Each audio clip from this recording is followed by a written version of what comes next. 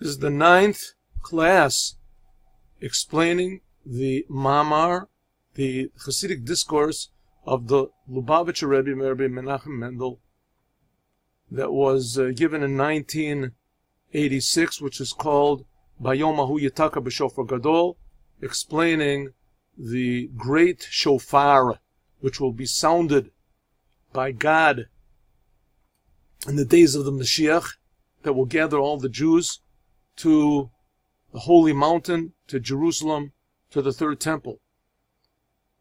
And we described the work of Rosh HaShanna, how it is that nowadays we also sounded the shofar, and what exactly that the shofar does. As all of the other discourses in Chassidut, it explains that there is a deep reality, an inner reality, which is really a greater reality behind everything we do. Behind, first of all, the world. We don't see God creating the world. And even more so, behind the commandments. We don't see God reacting to the commandments.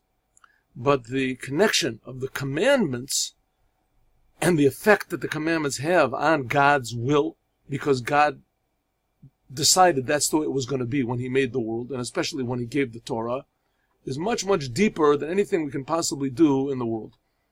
And perhaps the ultimate commandment is the sounding of the shofar that we do on Rosh Hashanah. Rosh Hashanah is the day, we commemorate the day, the 6th day of creation, which in a few days will be 5,776 years ago, when the first man was created. And the first man, he declared that God is the creator of the world. This declaration is the same thing as what we do today as sounding the shofar, declaring that God is the creator of the universe. Now, what this has to do with the shofar that's going to be sounded in the days of the Moshiach, and why it has to be a big shofar, we haven't gotten to yet. That's what we're going to get to. But up to now, the Rebbe has explained that when the shofar is sounded, that because it is a commandment of God, as it arouses the essence of God's pleasure. And we explained that even though God, of course, has no form, and God creates the world constantly from nothing, every instant, if so, we don't really exist. We're really made from nothing. We're not made from atoms, and we're not made from energy. We're not made from spirit. We're made from nothing. In fact, energy and spirit and atoms are also made from nothing. But nevertheless, God created the world in such a way that we would be able to have an effect on Him if we used our action, speech, thought, emotions, intention, and free choice properly. So that's the idea of the sounding of the shofar.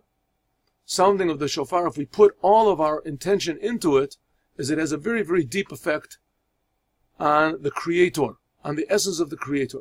Because God gets a pleasure from light that comes out of darkness. And the Rebbe explained that this world is a very dark place, because only here can we not only not feel God, but we can, and deny God, we can even be sure, certain, that God doesn't exist. That's the feeling that everybody has.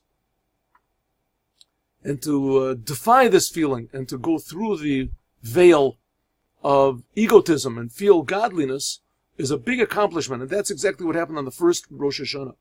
And especially now when the egotism is so thick and doubts and confusion are so great, as for sure the sounding of the shofar has a big effect. Now, the two things. First of all, the sounding of the shofar is built on the previous year, all the work we did in the previous year, and it also gives energy for the coming year.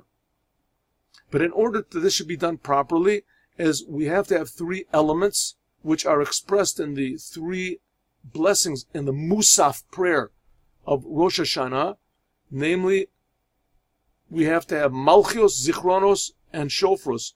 We bring 10 sentences from the Bible proving, so to speak, to God, forcing God's hand, that He said in the Bible that He was going to be a king. And we also have to accept Him as being a king. We have to accept God as our Creator and as our King. our ruler, and be devoted totally to him, as Abraham, Isaac, and Jacob were, without any thought of success, result, hoping that God will show us as soon as possible that he's a good God. But we believe that he is. Also, Zachronos, namely that we have to, the Zachronos means that we draw godliness down into the world, that God will remember the world, and Shofarot, that God listens to the Shofar.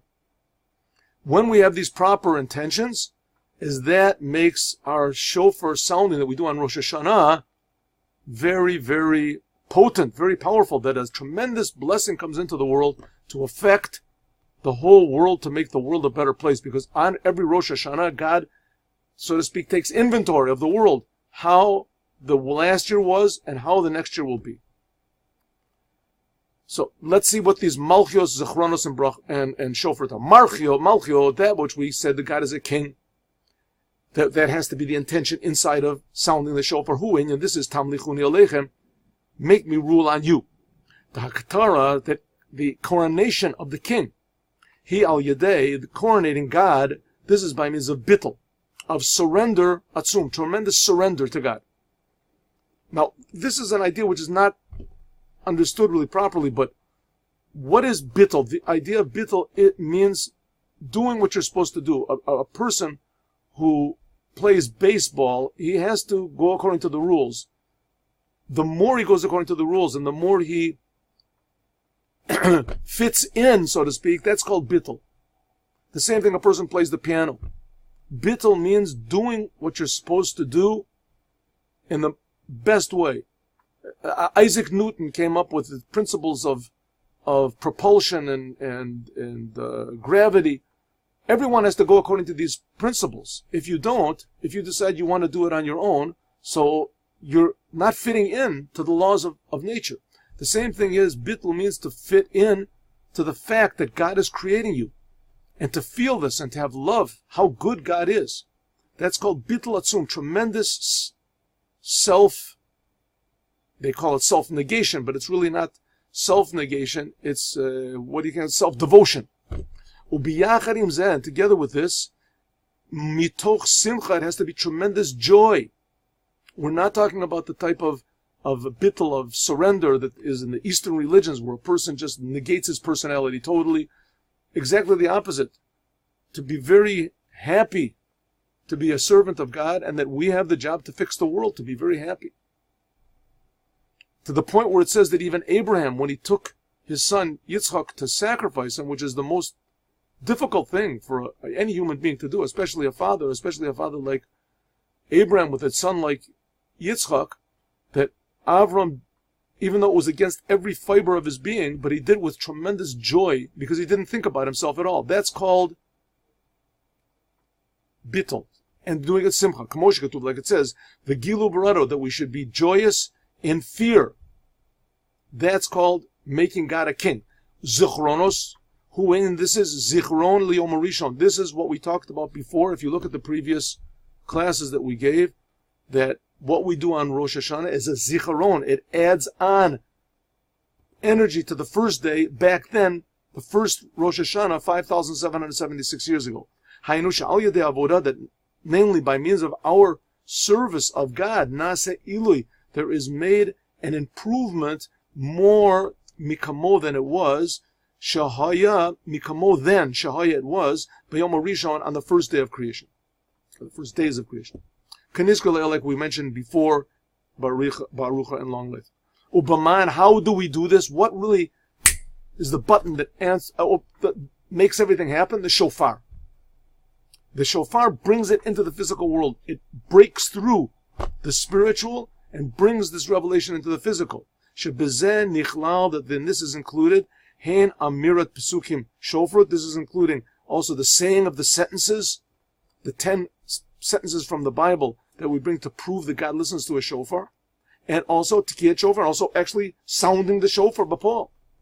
The kol shofar, that the sound of the shofar, who is called pashut, a simple blast, that screams out from the innerness of the heart. The Baal Shem Tov is a long mashal, a example of a king's son that wanders far away from the father's house, and he comes back after years and forgets the language of his of the country, and he tries to get into the palace. He doesn't even remember it's the palace, and the guards are trying to knock him down and beat him. And suddenly he looks up and he sees his father, who has been looking for him, searching for him for 10, 15 years since he left, and he forgets the language, so he screams out to his father, "Ah!" And his father looks down and says, "Wow, that's my son." He hears the scream, and he realizes that this is his son. That's the same thing we're screaming out to God, Avinu Malkeinu, Avinu Ata, our Father, our King, you are our Father, Avinu Malkeinu. Kala Panimi, this is an inner voice. V'zeu, and this is Gam Masha Medayak, why it says B'ma, how, in Shofar, Betocha Shofar. That's what it says in the Mishnah. Bechinet Panimiyat Alev, the inside of the heart. Shemachnisim, Bekol, that we put into this voice of the Shofar, we put the innerness of our heart. And by means of drawing out the innerness of our heart, screaming out to God, please God, make the world a good place. Until the powers of our soul, until we actually do it and actually sound the shofar, bagashmi. By means of this, poalim, it causes, gam lamayla, also above, sheyumshach bechinat penimiyut, we will elicit from God the inner pleasure of God, the Kol Seder Ishtalzut, and the whole entire chain of creation, the spiritual and the physical world. It all becomes worthwhile to God. Ad la'olam asiyah tachton, until this lowest physical world. It's like, imagine a person finds a child in the street and he brings him up, and the child was diseased, and he was crippled, and he was deaf, and he was blind. You spent hundreds and millions of dollars on him, doing operations and taking your time. And finally, in the end, he looks up at you and he says, thank you, right? It was all worth it for that. Right? You see that he cares about other people. He wants the world to be a good place. Oh, it was all worthwhile. The same thing happens with God and the Jewish people. God wants to see that the world is a worthwhile world. I'll just tell a small story that once somebody saved a child. The child was drowning. He jumped into the river and saved him and drew him out. And the child said, listen, I happen to be from a very rich family. I'll give you anything you want. What would you want me to give you? And he said, what I would like you to give me is make your life a life that was worth saving. In order to draw down godliness in to those people that totally went out of the picture. What about those people who don't know that they're Jews, that they don't care about that, they don't even know what God, they don't care about anything? This comes between two reasons. Mitzad riboy tanugim, because of the tremendous pleasures. Gashmim, sometimes people get so much pleasure out of not being a Jew, just acting normal, that it's not worthwhile to them. Their father did it, their grandfather, their great-grandfather, they don't know that they're Jews because of the pleasures of the world. Oh, lehipech, or maybe the opposite. Machmat, matzor, or matzok. Like the Jews in Russia, there was no education. You couldn't be a Jew, it was dangerous. Bezeu, this, or boa ovdim, that's what it means, will come. The lost people, Be'eretz Ashur, the lost people in the land of Ashur. Ashur means Assyria, or wherever it was, but Ashur also means rich. The lost people because of richness, because of success. Some people, because of success, God gives them success, they become so successful that they forget about God. V'hanidachim be'eretz Mitzrayim, and the people who are pushed away in the land of Egypt. Ashur means from tainug, pleasure. V'zewa ovdim, that's what it means, that people are lost, but Eretz Ashur, and the pleasure of success and physicality. Shamachmas riboy, inyanim, the pika tanugim, because of the tremendous pleasures that they have, gashmim, nasim, v'yishman, yeshoron, etc., as we'll explain next time.